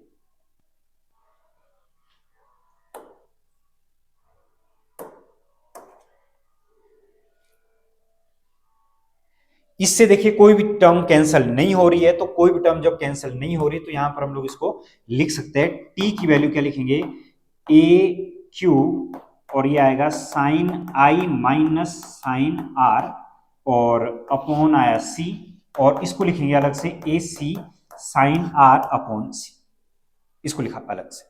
अब ध्यान क्या रखना, ध्यान ये वाले पॉइंट अब सबसे इंपॉर्टेंट है, as all the secondary wavelength takes the same time to go from incident wavefront to the reflected wavefront, so it must be independent of the position of q। ये जो लाइन है ना यहाँ पे कि it must be independent of the position of q, तो q की position से क्या होना चाहिए, इंडिपेंडेंट होना चाहिए, मतलब ये बोल रहे कि जो ये रिफ्लेक्ट कर रही है यहाँ पे q आना ही नहीं चाहिए इसमें, इस पूरी टर्म में q नहीं आना चाहिए, तब जाके क्या होगा, टाइम क्या होगा, बराबर होगा। तो उसके लिए क्या करना पड़ेगा, ये पूरी की पूरी टर्म को इस वाली टर्म को क्या करना पड़ेगा, जीरो की इक्वल लिखना पड़ेगा इस वाली टर्म को। तो इसको जीरो की इक्वल जब हम लोग लिखेंगे तो देखिए क्या होगा, ए क्यू या है जी sine I minus sine R is equal to zero, और आप सी को भी लिख सकते हो तो सी भी इज इक्वल टू जीरो, ये सारा जीरो हो जाएगा, बचेगा क्या, sine I minus sine R is equal to zero, और लास्ट हमारे पास बचा sine I is equal to किसके इक्वल, साइन आर के इक्वल, जब दो एंगल आ गए बराबर तो ये क्या होगा, आई इज इक्वल टू आर, ये है हमारा फाइनल एक्सप्रेशन। और आप लास्ट लाइन बड़े प्यार से लिख सकते हो, इतनी मेहनत करने के बाद क्या लिखेंगे, हेंस प्रूव्ड। क्लियर इतना कि इसमें क्या होगा कि ये वाली जो टर्म है क्यू पे डिपेंड नहीं करेगी, तो ये वाली जो टर्म है पूरी पूरी क्या हो जाएगी, जीरो हो जाएगी, और जीरो होने के बाद आप इजीली इसको एक्सप्लेन कर सकते हो, आई इज इक्वल टू किसके इक्वल, आर के इक्वल। और इसके बाद आपने एक लाइन लिखनी है कि उसमें पूछा गया था कि क्या जो हाइगन प्रिंसिपल है वो लॉन्गिट्यूडनल वेव के लिए भी अप्लाई होता है, तो आप लोग बोल सकते हैं यस कि हाइगन प्रिंसिपल बोथ दी वेव के लिए, चाहे ट्रांसवर्स हो चाहे लॉन्गिट्यूडनल हो, लॉन्गिट्यूडनल वेव आती है जैसे साउंड वेव वगैरह, तो हाइगन प्रिंसिपल क्या करता है, दोनों के लिए वैलिड है, बस ये आपने उसमें एक लाइन लिखनी है। और इसमें मैंने बोलता कि ये जो क्वेश्चन था ये दो तरह से बन सकता है, 3 मार्क्स का ओनली हाइगन प्रिंसिपल भी आ सकता है, और 3 मार्क्स का क्या आ सकता है, लॉ ऑफ रिफ्लेक्शन, तो ये दूसरी डेरिवेशन थी, इंपॉर्टेंट डेरिवेशन। क्वेश्चन नंबर 6 देखिए, क्वेश्चन नंबर 6 उससे भी ज्यादा इंपॉर्टेंट, ठीक है, तो ये है 3 derivation, Young's double slit, law of reflection, law of reflection, तो ये 3 डेरिवेशन है बिल्कुल ज्यादा इंपॉर्टेंट, और डिफ्रैक्शन वाली थोड़ी बहुत कम, ठीक है ना, आ भी सकती है नहीं भी आ सकती, लेकिन 3 डेरिवेशन में से एक डेरिवेशन तो आएगी ही आएगी। तो ये देखिए, ये बोल रहे कि इस बार हमने क्या प्रूव करना है, इस बार हमने प्रूव करना है रिफ्रैक्शन, लॉ ऑफ रिफ्रैक्शन। तो लॉ ऑफ रिफ्लेक्शन के केस में देखिए क्या होगा, पहले था लॉ ऑफ रिफ्लेक्शन, इस बार है रिफ्लेक्शन, थोड़ा सा फर्क है, बाकी सेम है उसी डेरिवेशन की तरह जो हमने पिछले उसमें डिस्कस की थी। तो सबसे पहले देखिए डायग्राम, फिर से इसमें एक्स वाई इंटरफेरेंस होगा, और उसके बाद देखिए इसमें 2 मीडियम होंगे, एक होगा रेयरर मीडियम जैसे मान लो एयर में है, और एक मान लो डेंसर मीडियम, ये वाटर है। इस लाइन से नीचे क्या है, इस लाइन से नीचे मान लो हमारे पास है वाटर, इस लाइन से नीचे हमारे पास क्या है, वाटर है, ठीक है ना। फिर क्या होगा, इसमें देखिए जो रेज आ रही है, रेज क्या करेगी, इस बार रिफ्लेक्ट नहीं होगी, इस बार क्या होगी, ये रिफ्रैक्ट होगी, और रिफ्रैक्ट होके डाउनवर्ड डायरेक्शन में जाएगी। तो रिफ्रैक्ट होने के बाद वेव फ्रंट वही सेम वेव फ्रंट आया ए बी, और इतना आपने याद रखना है कि इसमें जो स्पीड है, इसमें देखिए हमने लिखी हुई है स्पीड, आप इसको लिख सकते हो इसमें स्पीड v1, और इसमें हम लोग लिख सकते हैं v2, रिफ्रैक्टिव इंडेक्स μ1, और इसमें रिफ्रैक्टिव इंडेक्स क्या लिख सकते हैं, μ2, क्योंकि एयर में तो स्पीड ऑफ लाइट ये सेम रहती है। अब इसमें क्या होगी, इसमें स्पीड ऑफ लाइट क्या हो जाती है, कम हो जाती है पानी के अंदर। नेक्स्ट क्या करना है, नेक्स्ट ये एक आर्क आपने ड्रॉ करनी, इस साइज की नहीं करनी इस बार, जैसे पिछली बार बराबर किया था क्योंकि रिफ्लेक्शन थी, इस बार क्या कर थोड़ा सा कम करना है, क्यों, क्योंकि इसमें स्पीड क्या होगी, स्पीड कम होगी। फिर देखिए ये बनेगा, ये था ए बी वेव फ्रंट और ये वाला वेव फ्रंट क्या है, सी डी वेव फ्रंट। ये है रिफ्रैक्टेड वेव फ्रंट, इस बार ऊपर वाला है इंसिडेंट वेव फ्रंट। नेक्स्ट देखिए नॉर्मल आपने ड्रॉ करना है, नॉर्मल क्या, फिर से वही आई एंगल, और ये आई है इंसिडेंट वेव फ्रंट का एंगल आई, और दूसरा है जी आर, आर है कौन सा, रिफ्लेक्टेड रिफ्रैक्टेड वाला पॉइंट पी क्यू आर, फिर से वही पॉइंट आ गया, बस इस बार थोड़ा सा अलग है, बाकी आपने डेरिवेशन आपको इजीली समझ आ जाएगी, इसमें ज्यादा दिक्कत नहीं आएगी।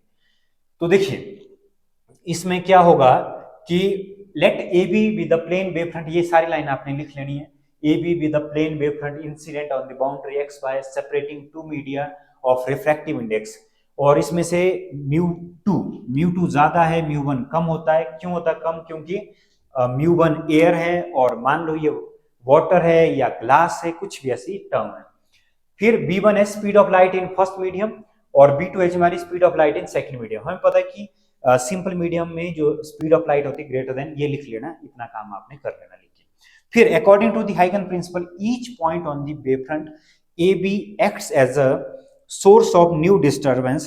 The position of wavefront AB after T is given by the wavefront। फिर उसके बाद देखिए CD in the denser medium। फिर आपने लिखना time taken bye B2C। B2C के लिए देखो टाइम कितना होगा, B2C के लिए टाइम होगा डिस्टेंस, डिस्टेंस कितनी थी, डिस्टेंस BC, लेकिन इस बार वेलोसिटी क्या होगी V1। दूसरा क्या होगा, दूसरा है जी दूसरा है A to D, A to D तक टाइम ले रहे हम लोग बराबर, टाइम हम लोग बराबर क्यों ले रहे, क्योंकि टाइम इसलिए बराबर लिया जा रहा है, इस बार जो स्पीड है, स्पीड क्या है इसकी v2। अब आप ये नहीं बोल सकते कि bc is equal to AD होगा, टाइम है बराबर लेकिन क्या नहीं है, bc is not equal to AD, क्योंकि bc बड़ी है, डिस्टेंस देखो ज्यादा है, इसमें डिस्टेंस क्या है कम है थोड़ी सी ली हुई, ठीक है ना, टाइम कम लिया इसलिए, क्योंकि अगर बराबर डिस्टेंस लेनी पड़ती तो डिस्टेंस क्या होनी थी, डिस्टेंस बढ़ जानी थी। अब यहां पर देखिए टी, इसका भी टी, ये आया, तो हम लोग लिख सकते हैं इसमें हम लोग क्या लिख सकते हैं, इसमें हम लोग लिख सकते हैं कि पहली क्वेश्चन, और ये कौन सी क्वेश्चन है, दूसरी क्वेश्चन। इसको देखिए कंपेयर करके क्या आएगा, कंपेयर करके आएगा B C upon B one is equal to A D upon किसके इक्वल, वी टू के इक्वल, तो ये बनेगा B C upon A D is equal to किसके इक्वल, B one upon B two. ये आपने याद रखना रिलेशन, इसका यूज हम लोग आगे करेंगे, ये बन गया B one upon B two के इक्वल। नेक्स्ट देखिए, अब नेक्स्ट में क्या होगा, फिर से वही डायग्राम सेम, इस डायग्राम में इसके बाद देखिए इसमें सेम प्रोसेस है, सेम प्रोसेस कौन सी, CD will be true reflected wavefront if the secondary wavelet arising from any point। ठीक है, ये बोल रहे हैं कि जैसे B से C तक पहुंचने में अगर सेम टाइम लगा था, तो सिमिलरली A से D पहुंचने में सेम टाइम लगा है, टाइम सेम है, डिस्टेंस है डिफरेंट, ठीक है ना। फिर इसमें क्या बोल रहे हैं कि A और B के बीच में किसी भी पॉइंट से अगर कोई वेवलेट निकलता है तो उसको भी R तक पहुंचने में सेम टाइम लगना चाहिए। वही लिखा हो कि time taken by secondary wavelet to go from point P to R is given by, तो देखो सेम टाइम मतलब जितना टाइम पीछे लिखा था हमने, ठीक है ना, इससे पहले लिखा था, तो P से Q तक पहुंचने में, P से Q तक जब ये गया तो ये गया स्पीड किससे, V1 की स्पीड से, और फिर उसके बाद जब ये गया Q से लेके R तक तो ये स्पीड क्या थी, मीडियम में स्पीड बदल गई थी। अगेन इसको जब सॉल्व करेंगे तो सॉल्व करके देखिए ट्राइंगल फिर से वही लेना पड़ेगा, देखो ये बनेगा 90 डिग्री, और इसके लिए इस बार ये वाला होगा 90 डिग्री का, और ये पॉइंट ए है, तो ये बना जी इन ट्राइंगल, ट्राइंगल का कौन सा, ये होगा जी एपी क्यू वाला ट्राइंगल, एपीबी वाला, एपी क्यू वाला जो ट्राइंगल लेंगे उसमें देखो, उसमें साइन आई किसके इक्वल होगा, साइन आई होगा जी परपेंडिकुलर अपॉन हाइपोटेन्यूज, तो परपेंडिकुलर है मेरे पास पी क्यू, और हाइपोटेन्यूज है मेरे पास क्या है, हाइपोटेन्यूज है ए क्यू के इक्वल, तो पी क्यू है ए क्यू साइन आई के इक्वल। नेक्स्ट फिर अगेन एक ट्राइंगल लेते हैं, दूसरा वाला ट्राइंगल परे वाला ट्राइंगल सी आर क्यू, तो सी आर क्यू में क्या होगा, सी आर क्यू में होगा सी, ये पहले लेना परपेंडिकुलर आएगा जी आर क्यू, या क्यू आर लिख सकते हो जैसे यहाँ पे लिखा था, तो मैं लिख रहा हूं क्यू आर, यहां पे आएगा sine R is equal to Q R upon, और एच की जगह है क्यू सी, क्यू सी लिख लिया। फिर ये बनेगा Q R is equal to Q C into sine R के इक्वल। इसके बाद देखिए इसमें वैल्यू पुट कर लेते हैं पी क्यू और किसकी, क्यू आर की। तो क्या आएगा, ये आएगा टी इज इक्वल टू, ये बनेगा जी A Q sine I upon B one plus Q R की जगह क्या लिखेंगे, क्यू आर की जगह लिखेंगे Q C sine R upon किसके इक्वल, बी टू के इक्वल। अब ये किसके इक्वल था, ये था क्यू सी किसके इक्वल था, क्यू सी था जी ए सी माइनस ए क्यू बोलेंगे। ये देखो क्यू सी किसके इक्वल होगा, ए सी में से माइनस क्या करेंगे ए क्यू, तो क्या बचेगा। अब इसकी वैल्यू किसमें पुट कर लेते हैं, ये बना जी A Q sine I upon B one plus A C minus A Q upon B two, और यहां पर आएगा जी साइन आर। अब इसको थोड़ा सा, अब यहां पे आपने ध्यान देना है, इसको सिंप्लीफाई करेंगे उसके बाद हमारा आंसर आ गया। तो since this time is independent of the position of the Q, यही लाइन सबसे इंपॉर्टेंट है कि क्यू की पोजीशन पे ये डिपेंड नहीं कर रहा है इस वाली पोजीशन पे। सो टर्म एक नेग्लेक्ट हो जाएगी, टर्म को नेग्लेक्ट करने के लिए पहले एक्सप्रेशन बनाना पड़ेगा। एक्सप्रेशन देखिए ये आया T is equal to A Q sine I upon B one, और ये बना A C upon B two, और ये आया जी साइन आर, और नेक्स्ट है minus A Q sine R upon B two. अब इसको सिंप्लीफाई कर लेते हैं, तो सिंप्लीफाई देखो ये क्या बनेगा, ये बनेगा ए क्यू और ये आएगा sine I upon B one minus sine R upon B two, और ये आएगा A C upon B two into sine R. बस ये एक आनी। इसके बाद देखिए जो हमने ये लाइन लिखी थी इसका मतलब क्या था कि A Q sine I upon B one minus sine R, it should be zero. ये क्या होना चाहिए, जीरो के इक्वल होना चाहिए। तो देखिए इसको जीरो के इक्वल कर लेते हैं, तो ये बना sine I upon B one minus sine R upon B two is equal to zero. जब हम इसे जीरो के इक्वल कर देंगे तो होगा क्या, ये सारा का सारा जीरो बन जाएगा, बनेगा sine I upon B one is equal to sine R upon B two, और ये एक्सप्रेशन बना sine I upon sine R is equal to B one upon B two के इक्वल। अब सेकंड लॉ क्या था, सेकंड लॉ क्या होता था, म्यू इज इक्वल टू किसके equal, sine I upon sine R के इक्वल। अब यहां पर देखिए हमने म्यू वन लिखा है, तो mu one upon mu two की तरह आएगा, तो इसको क्या लिखेंगे, इसको लिखा जा सकता है sine I upon sine R is equal to, जो ये है ना म्यू का फॉर्मूला था mu is equal to C upon B के इक्वल होता है। तो इसमें क्या करेंगे, अगर हम लोग सी से इसको रिप्रेजेंट करें, थोड़ा सा इसको देखिए यहां पर क्या लिखेंगे, सी अपॉन बी, इसको अगर मैं लिखूं B one upon B two और सी अपॉन सी से मल्टीप्लाई, सी से क्या किया, इसको डिवाइड किया, तो ये बन जाएगा, ये क्या बनेगा, ये बनेगा साइन आई, यहां पर लिख लेते हैं, ये बनेगा जी sine I upon sine R is equal to C upon B two, और ये बना सी अपॉन बी वन। इसका मतलब ये बना mu two upon mu one, mu two upon क्या बना, ये म्यू वन, और हमारा जो फाइनल एक्सप्रेशन होगा sine I upon sine R is equal to mu two upon mu one. ये है हमारा लॉ ऑफ रिफ्लेक्शन। तो बिल्कुल इजी है, ऐसा कुछ नहीं है। पहले आपने लॉ ऑफ रिफ्लेक्शन वाला समझना है, लॉ ऑफ रिफ्लेक्शन वाला समझने के बाद ये आपको इजीली समझ आ जाएगा। सेम प्रोसेस है, बात क्या कर रहा हूं मैं कि अगर बी से सी तक पहुंचने में टाइम सेम लगा है, ए से डी पहुंचने में टाइम सेम लगा है, तो क्या होगा, जो बीच से भी कोई निकलेगा वेवलेट, उसको बीच से लेके आर तक पहुंचने में भी टाइम क्या लगेगा, सेम। तो उसके लिए कुछ टर्म्स ये है, तो आपने इसको एक दो बार आपने जरूर समझना पहले, फिर आपने प्रैक्टिस करनी है। बहुत इजी है, आ जाएगा आपको समझ। ओके जी, तो ये वाली जो कंडीशन है, देखिए सेवंथ क्वेश्चन है, find the condition for maxima and minima when diffraction of light takes place at a single slit. और सिंगल स्लिट के बारे में जब आपको एक्सप्रेशन आए तो आपने कौन सा करना है, आपने करना है सिंगल स्लिट में डिफ्रैक्शन वाला, ठीक है, लेंस वाला होगा ये। और जब डबल स्लिट बोले तो डबल स्लिट में आपने कौन सा करना है, यंग्स वाला। तो डिफ्रैक्शन के लिए इसके चांसेस थोड़े से कम है, तो इसको आप स्किप भी कर सकते हो, लेकिन कोई पता नहीं होता कि ग्रह दशा का कि कब आ जाए, तो आपने इसको एक बार जरूर आपने पढ़ लेना है। सबसे पहले क्या करना है, सबसे पहले एक सोर्स लेना है। सबसे पहले हम लोग क्या करेंगे, सबसे पहले हम लोग एक सोर्स लेंगे और सोर्स में से जो रे ऑफ लाइट जाएगी, और रे ऑफ लाइट को क्या करना है, लेंस का यूज क्यों किया गया, देखो डाइवर्जिंग लेंस, ये है diverging lens from monochromatic source S is made parallel after reflection to the convex lens S L1। ये L1 वाला लेंस, L1 वाले लेंस ने क्या किया, L1 लेंस ने इसको फोकस पे रखा तो फोकस से पैरेलल में हो गया, पैरेलल में रखते तो फोकस पे आता। तो ये कन्वर्जिंग लेंस था, लेकिन इसका यूज करके अगर हम फोकस पे रखें तो इसके हम लोग क्या कर सकते हैं, पैरेलल बीम ऑफ लाइट क्या कर सकते हैं, ऑब्टेन कर सकते हैं।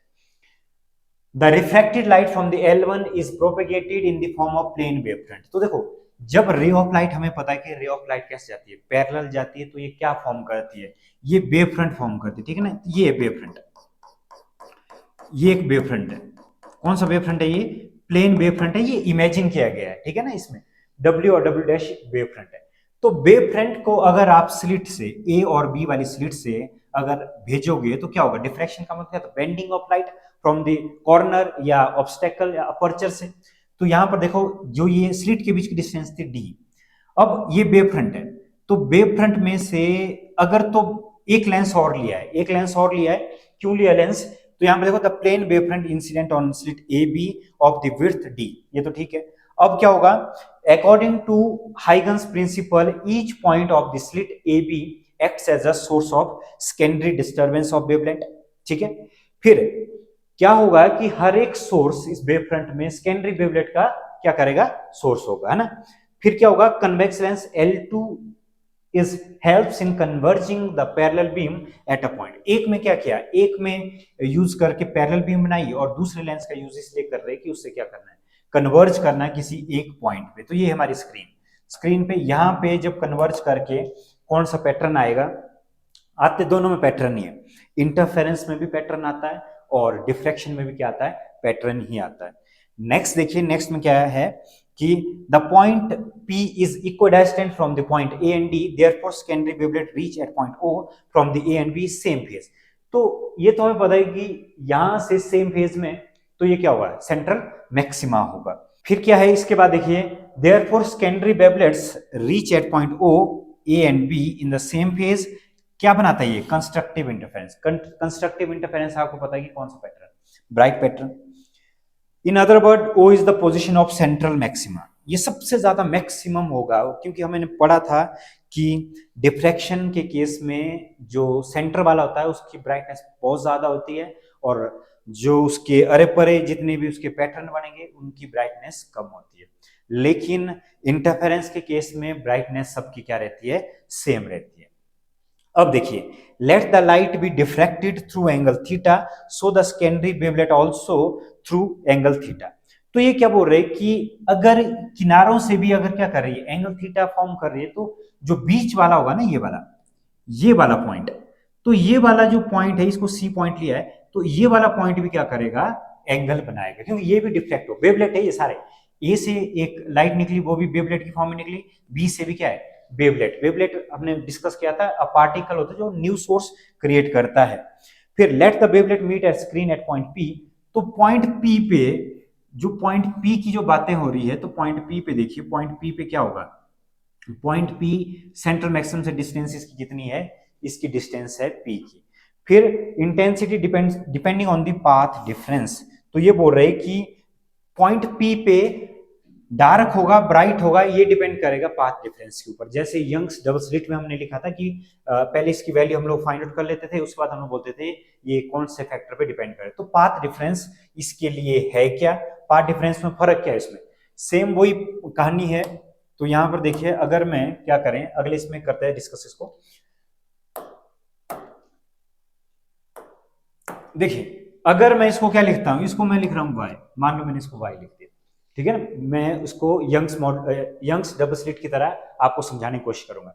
तो यही रास्ता, मान लो P किसी का घर है, तो A से P तक जाना, और लेकिन कहां से, और बी से पी तक जाना, उसमें फर्क है कि नहीं फर्क? तो इसमें जो फर्क है उसको देखो, यहाँ पे हम लोग पाइथागोरस लगा पाएंगे, यहाँ पे पाइथागोरस से नहीं, यहाँ पे डायरेक्ट क्या करना पड़ेगा, क्योंकि ये गिवन है। तो इसको मैं लिख रहा हूं पाथ डिफरेंस, इसको मैं लिख रहा हूं पाथ डिफरेंस, क्या लिख रहा हूं, डेल्टा एक्स।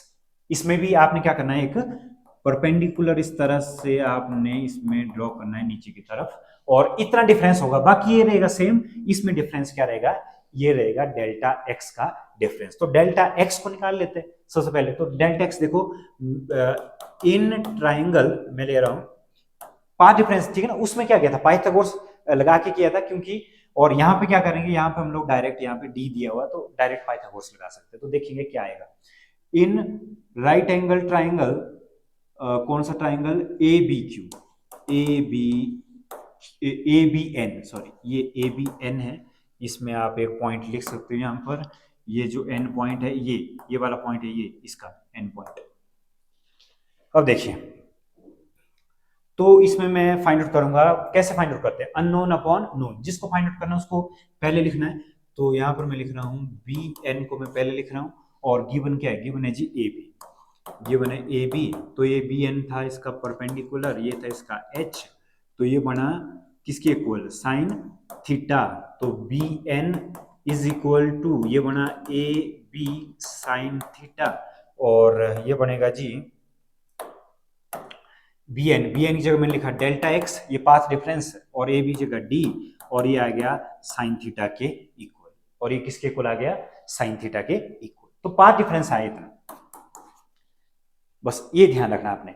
फिर उसके बाद क्या होगा, उसके बाद फॉर मिनिमा के लिए, फॉर मिनिमा के लिए देखिए इसमें कंडीशन क्या होगी, बस आपने अगर ये सारी कहानी लिखनी है तो ठीक है, पहले मैं समझा लेता हूं, अगर नहीं लिखना है तो उसको छोड़ देना। आपने यहां पर लिखा कि if path difference is equal to one wavelength, अगर एक वेवलेंथ के इक्वल हो तो बी एन होगा किसके equal, D sine theta, then divides the slit into two equal half. तो स्लिट को डिवाइड करना पड़ेगा दो इक्वल हाफ में, जैसे ए से लेके सी तक, सी से लेके बी तक। Now the path difference between secondary wavelet originated from A and B is, ये बोल रहे कि तब जो पाथ डिफरेंस है वो क्या होगा, लैम्डा बाय 2 का। हमने पढ़ा था डार्क फ्रिंजेस के लिए जो इंटेग्रल मल्टीपल आना चाहिए वो ऑड इंटेग्रल मल्टीपल आना चाहिए, किसका, लैम्डा बाय 2 का। तो लैम्डा बाय 2 ही आना चाहिए इसको सॉल्व करके। अगर आपको समझ नहीं आ रही है कि मैं क्या बोल रहा हूं क्योंकि एग्जाम नजदीक है, तो देखिए, so these wavelets will meet point O out of phase, और ये क्या करेगा, डिस्ट्रक्टिव इंटरफेरेंस। मिनिमा के लिए डिस्ट्रक्टिव इंटरफेरेंस होता है। बस आपने डायरेक्ट क्या कर देना, इसको अगर आपको समझ नहीं आ रही कि क्या हो रहा है यहाँ पे, फॉर मिनिमा के लिए आपने पता क्या करना, आपने लिख लेना, एक तो कंडीशन होगी ये छोड़ देना, ये भूल जाना, यहाँ पे सीधे लिखना फॉर मिनिमा। तो आपने क्या लिखना, आपने लिखना delta x is equal to किसके इक्वल, ये तो है डी साइन थीटा, और क्या आना चाहिए, और ये आना चाहिए delta x is equal to N lambda. बस कहानी यहाँ पे खत्म। तो उसके बाद आपने इनको क्या कर देना है, कंपेयर कर देना है, कंपेयर करके देखो क्या आएगा, कंपेयर करके आएगा। तो उसके बाद देखिए ये कंडीशन रहेगी फॉर, बस आपने पता क्या, ये जो कंडीशन है, ये वाली कंडीशन किसके लिए, एन लैम्डा किसके लिए होती थी, इंटरफेरेंस में, ये होती थी कंस्ट्रक्टिव के लिए, ब्राइट के लिए, लेकिन यहाँ पे ये किसके लिए होगी, डार्क के लिए। बस ये रखना आपने याद, इंटरफेरेंस का ब्राइट की जो कंडीशन है वो आपने डार्क में लगा देनी, और डार्क वाली जो कंडीशन है वो ब्राइट में लगा देनी। तो आपका ये जो डेरिवेशन है बिल्कुल आसान हो जाएगी। फ्रॉम 1 and 2 ये देखिए क्या बनेगा, ये बनेगा D sine theta is equal to N lambda, और ये बनेगा जी साइन थीटा, और इसके nth कंडीशन के लिए है ना, तो आपने इसकी जगह n लिख सकते हो, ये आएगी। फिर if theta is very small, if theta is very small, अगर थीटा क्या हो जाए, बहुत स्मॉल हो जाए, तो साइन थीटा किसके इक्वल हो जाता है, साइन थीटा को आपने लिख लेना थीटा के इक्वल, और ये बनेगा theta N is equal to N lambda upon D. तो ये बनी कंडीशन किसके लिए, फॉर nth मिनिमा के लिए कंडीशन। नेक्स्ट, जैसे मैंने आपसे कहा था कि इसके बाद वाली कंडीशन में हम लोग क्या करेंगे, फॉर मैक्सिमा के लिए, मैक्सिमा के लिए ये तो हमने फाइंड आउट कर लिया था, delta x is equal to किसके इक्वल है, डी साइन थीटा के इक्वल है। और इसके लिए जो दूसरी कंडीशन होगी वो क्या होगी, 2n+1 अपॉन 2 इंटू लेमडा। बस ये ध्यान रखना कि मैक्सिमा के लिए मिनिमा वाली कंडीशन लगा देनी इंटरफेरेंस की। अब फ्रॉम 1 and 2 इसमें क्या करेंगे, तो देखिए इसमें बोला गया है कि from 1 and 2 we get, from 1 and 2 we get, पहली और दूसरे से क्या आएगा, पहली और दूसरे आएगा D sine theta is equal to 2n+1/2 और ये आएगा जी लेमडा के इक्वल, और आपने इसकी जगह लिख लेना है sine theta n is equal to 2n+1/2 lambda upon D. यहां पर मैं थोड़ा शॉर्टकट में जा रहा हूं, क्यों? क्योंकि एग्जाम के पॉइंट ऑफ व्यू से। फिर ये देखिए sine theta n is equal to हो जाता थीटा की इक्वल कब? When theta n is very small, when theta n is very small, तो इसकी जगह आएगा theta n is equal to बनेगा 2n+1/2 और इस जगह आएगा λ/2। तो ये है कंडीशन किसके लिए? For nth maxima. ये है कंडीशन फॉर nth मैक्सिमा के इक्वल। इसके बाद देखिए अगर आपसे पूछा जाए, इसमें क्या होता है, सबसे इंपॉर्टेंट आता है width of central maxima. Width of central maxima, अगर आपसे पूछे कि विड्थ ऑफ सेंट्रल मैक्सिमा के लिए भी बताइए, तो करना क्या आपने लिखना है कि इफ L2 लेंस 2 को अगर मैं यहां ले आऊं ना close, if L2 is very close to slit, अगर मैं इसको very close to the slit लेकर आऊं तो क्या होगा कि जो ये D है ना, कैपिटल D, छोटा d क्या होता है? डिस्टेंस बिटवीन स्लिट, और कैपिटल D क्या होता है? Distance between screen and slit के बीच की। तो क्या होगा, इसकी जो फोकल लेंथ होगी वो हो जाएगी D की इक्वल। अब देखिए इन ट्राइंगल, मैं ट्राइंगल ले रहा हूं COP को मैं जो ट्राइंगल ले रहा हूं तो इससे x निकालना हमने, तो क्या होगा x upon d is equal to बना tangent theta, x upon d is equal tangent theta, tangent theta, और इसकी जगह मैं क्या लिख सकता हूं? मैं लिख सकता हूं tangent theta is equal to x upon d if theta is very small, अगर थीटा वेरी स्मॉल है तो क्या लिख सकते हैं इसकी जगह, इसको साइन में कन्वर्ट कर देना है आपने, क्योंकि थीटा इज वेरी स्मॉल तो थीटा लिखते, थीटा तो थीटा के बराबर, साइन को कॉस लिखो चाहे टेंजेंट लिखो कोई फर्क नहीं पड़ेगा इस एक्सप्रेशन में। तो ये बनेगा x अपॉन किसके इक्वल? d के इक्वल। ये बन गई हमारी इक्वेशन 1। दूसरी इक्वेशन क्या थी? If p is the point of first minimum point, क्योंकि ब्राइट तो आ गया, ब्राइट के आगे क्या होगा? डार्क वाला पॉइंट होगा। तो हमने पढ़ा था उसके लिए क्या था, ये था d sine theta is equal to आया था n लैम्डा, ये लिखता हूं मैं d sine theta is equal to lambda, और यहां से देखिए साइन थीटा किसके इक्वल आया? साइन थीटा आया लैम्डा अपॉन d। तो ये बन गई हमारी कौन सी इक्वेशन? ये बनी हमारी दूसरी इक्वेशन।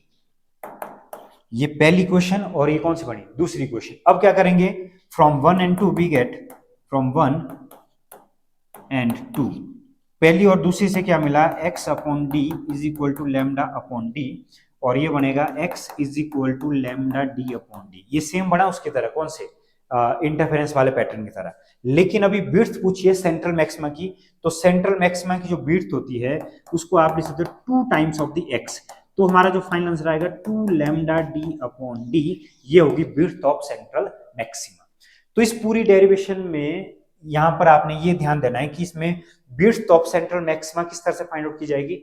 इसमें फाइंड आउट की जाएगी 2 से मल्टीप्लाई, क्योंकि विड्थ जो होती है इसमें आइदर साइड, ठीक है ना, ये वाली, ये पूरी जो विड्थ है इसका आंसर आया 2 लैम्डा डी अपॉन डी। तो नेक्स्ट क्वेश्चन देखिए, क्वेश्चन नंबर 8 है what do you mean by polarization of light?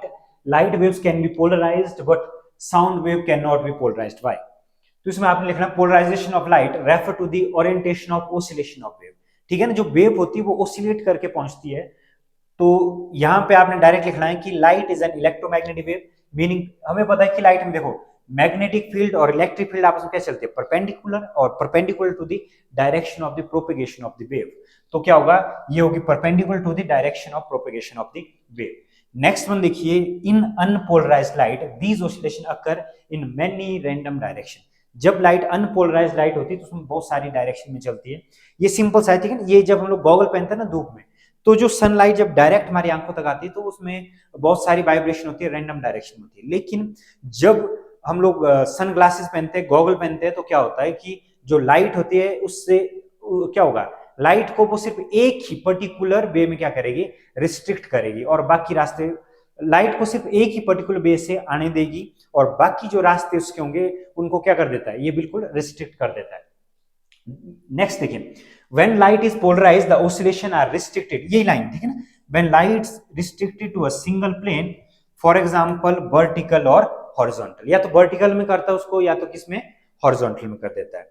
फिर आपने लिखना why sound wave cannot be polarized. एक तो आपने ये याद रखना है कि जो पोलराइजेशन है, पोलराइजेशन अकर करती है किसके लिए, ये करती है ट्रांसवर्स वेव में only.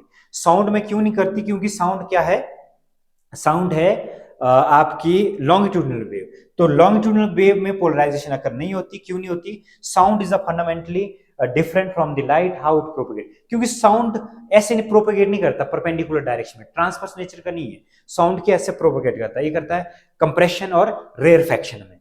Sound waves longitudinal mechanical wave जो मैंने आपसे बताया, द ऑसिलेशन कंप्रेशन और rarefaction of air molecules occur parallel to the direction of propagation of wave. Parallel की वजह से क्या करता है ये, इसमें पोलराइजेशन नहीं होती, किसमें, साउंड में पोलराइजेशन नहीं होती। नेक्स्ट देखिए, नेक्स्ट इंपॉर्टेंट जो क्वेश्चन है, नेक्स्ट इंपॉर्टेंट क्वेश्चन है state and prove malleus law. तो मैलस लॉ बोलो चाहे मेलस लॉ बोलो, कुछ भी आप बोल सकते हो इसको, ऐसा कुछ नहीं है कि ये बुरा मानेगा। तो यहां पर देखिए, when a beam of plane polarised light is incident on an analyser, तो यहां देखिए ये मेरे पास एक पोलराइजर है, पोलराइजर और ये क्या है, एनालाइजर है, इनके बीच में देखिए ये एंगल है थीटा, ठीक है ना, ये ऐसे क्लोज क्लोज है, ये ऐसे यहाँ थोड़ी दूर दूर रखे, ये दो एंगल बना रहे, जैसे मेरा ये हाथ है और ये दूसरा हाथ है, ठीक है ना, इसके बीच में एंगल क्या है, थीटा है। तो एक के ऊपर लाइट फेंकेंगे, देखेंगे कि क्या फर्क पड़ता है। तो ये बोल रहे कि when a beam of light, polarised light is incident on an analyser, polariser light हुई, यहां पर पहले डायग्राम देखिए, ये इसका प्लेन है, ये इसका प्लेन है और ये साइन थीटा है। अब देखिए ये भी आप, ये मेन इसका derivation, when a beam of plane polarised light, अगर पोलराइज्ड लाइट यहां से आती है, then intensity I of light transmitted from the analyser varies directly as the square of the cosine of angle theta between the plane of transmission of analyzer and polarizer। तो देखिए ये P से polariser, A से क्या है analyser, और यहां पर क्या है, इसका जो प्लेन है, इसका जो प्लेन है यहां पर देखिए क्या है, if A is the amplitude of electric vector, क्योंकि अगर कभी कंसीडर किया जाता है ना, एस तो लाइट में क्या होता है, दोनों वेक्टर होते हैं, इलेक्ट्रिक भी होता है और मैग्नेटिक फील्ड भी होता है, लेकिन हम लोग लाइट को बोलते हैं इलेक्ट्रिक फील्ड वेक्टर। याद रखना आपने, लाइट को कंसीडर कैसे किया जाता है, इलेक्ट्रिक फील्ड वेक्टर के नाम से लाइट को कंसीडर किया जाता है। A be the amplitude of electric vector transmitted by the polariser, then only the component A cos theta will be transmitted by the analyser. तो ये बोल रहे सिर्फ और सिर्फ एनालाइजर किसको, ए cos थीटा को ही क्या करेगा, जाने देगा, ठीक है ना। ए क्या इसका एम्पलीट्यूड है, किसका, इलेक्ट्रिक फील्ड वेक्टर का, एनालाइजर देगा सिर्फ cos थीटा को जाने, साइन थीटा को जाने नहीं देगा, क्योंकि एंगल बना है यहाँ पे। ये क्यों ऐसा होता है, इसमें देखिए ये इसलिए होता है क्योंकि हमें पता है intensity transmitted light from the analyser is, ये बोल रहे हैं एनालाइजर के बाद वाली इंटेंसिटी क्या, जैसे लाइट है ना, जैसे मैंने बोला कि हम लोग गॉगल पहनते हैं, तो गॉगल पहन के क्या होगा, पहले लाइट बड़ी तेज थी, इंटेंसिटी ज्यादा थी, लेकिन जब आंखों के अंदर आई तो इंटेंसिटी क्या हुई, कम हुई। तो वैसे ही ये इंटेंसिटी होती है डायरेक्ट टू एम्पलीट्यूड का स्क्वायर, एम्पलीट्यूड है जी ये, तो इसको बना के देखिए क्या बनेगा, इसको बना के बनेगा के ए का स्क्वायर कॉस स्क्वायर थीटा, और के ये है ए, तो इसकी जगह हम लिख सकते हैं के A square is equal to I naught, I is equal to बना I naught cos square theta. तो यही एक्सप्रेशन हमने प्रूव करना था, तो इस जगह लिख सकते हैं I is equal to cos square theta, हम लोग लिख सकते हैं। अब इसके बाद देखिए ये वाली कंडीशन, ये वाली कंडीशन होगी when theta is equal to 0, तो आई किसके इक्वल होगा, आई होगा आई नॉट के इक्वल। फिर और अगर थीटा इज इक्वल टू क्या हो जाएगा इनके बीच में 90 डिग्री के इक्वल, तो क्या होगा, ये लाइट यहां से नहीं निकलेगी। सीधी सी बात है कि जब हम लोग दरवाजे के अंदर आना, तो इस तरह से जैसे मैं खड़ा हूं तो 90 डिग्री इस तरह से मैं दरवाजे के अंदर आ सकता हूं, लेकिन अगर इसको मैं ऐसा उल्टा रख दूं तो क्या होगा, अगर कोई आदमी ऐसे आना चाहे दरवाजे के अंदर को, पहले आदमी ऐसा आ रहा है डायरेक्ट, तो डायरेक्ट दरवाजे के अंदर आ जाएगा, ये वाला कंपोनेंट तो क्रॉस हो जाएगा। लेकिन अगर आपने बोला कि नहीं जी इस तरह से दरवाजे को क्रॉस करना, तो वो क्या हो जाएगा, रिस्ट्रिक्ट हो जाएगा, इंटेंसिटी नहीं आएगी। ये इसका मतलब कि उसके बीच में, पोलराइजर और एनालाइजर के बीच में अगर एंगल क्या हो जाए, थीटा हो जाए, तो क्या आ जाएगा, I is equal to 0, no intensity, ठीक है, नो लाइट। नेक्स्ट देखिए तीसरा केस है, when unpolarised light is incident on the analyser. Unpolarised light की बात कर रहे हैं, पोलराइज्ड नहीं, अनपोलराइज्ड लाइट। अगर डायरेक्ट लाइट सीधी आ जाए एनालाइजर के पास तो 1/2 of the intensity of the light. क्यों? क्योंकि average value cos square theta की क्या होती है, वो होती है 1, क्योंकि यहाँ क्या आया था, यहाँ पे आया था cos स्क्वायर थीटा। तो ये भी इंपॉर्टेंट है, इसको बस थोड़ा सा, इसमें ज्यादा कुछ नहीं, ये लाइन लिख लेना आपने और ये वाला एक्सप्रेशन आपने यहाँ तक कर लेना। ओके जी, क्वेश्चन नंबर 10 देखिए। क्वेश्चन नंबर 10 है, state and prove Brewster law, show that polarising angle the reflected beam light are 90 degree to each other. ठीक है, तो इसमें देखिए ये जो लॉ है, लॉ क्या बोलता है कि according to this law the refractive index of refracting medium is numerically equal to the tangent of the polarising angle. तो यहां पर क्या हो रहा है कि ऑर्डिनरी जो लाइट होती है, पहले तो ये लिख लेते हैं, उसके बाद इसको डिराइव करेंगे। यहां पर जब ऑर्डिनरी लाइट किसी सरफेस पे, ठीक है ना, इंटरफेरेंस ये लिख रहा हूं मैं एक्स वाई, तो इसमें देखिए जब ये इसमें जब क्या होगा, the incident light wave is made up of parallel vibration. हमें पता है कि जो ऑर्डिनरी लाइट होती है पैरेलल वाइब्रेशन होती है और इसमें परपेंडिकुलर वाइब्रेशन होती है। जो ये वाले एरो है ये है इसके कौन से, ये है इसके पैरेलल, जो ये एरो दिख रहे हो ये इसके पैरेलल वाइब्रेशन और जो डॉट है वो है इसकी परपेंडिकुलर वाइब्रेशन। तो देखिए हमें पता है कि द इंसिडेंट लाइट जो बनती है वो बनती है पैरेलल वाइब्रेशन और परपेंडिकुलर वाइब्रेशन से। और यहां पर क्या है, जो एरो रिप्रेजेंट कर रहे हैं ब्लू कलर के, ये रिप्रेजेंट कर रहे हैं पैरेलल वाइब्रेशन और जो डॉट रिप्रेजेंट कर रहे हैं वो कर रहे हैं परपेंडिकुलर वाइब्रेशन।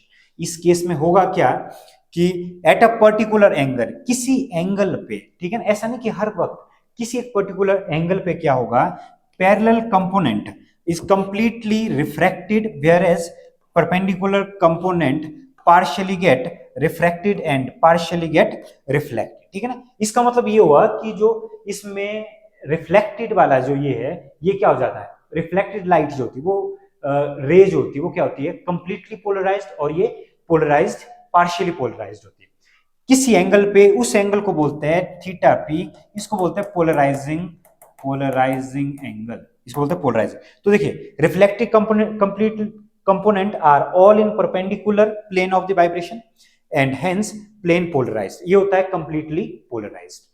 फिर intensity of transmitted light through the medium is greater than the plane polarised reflected light.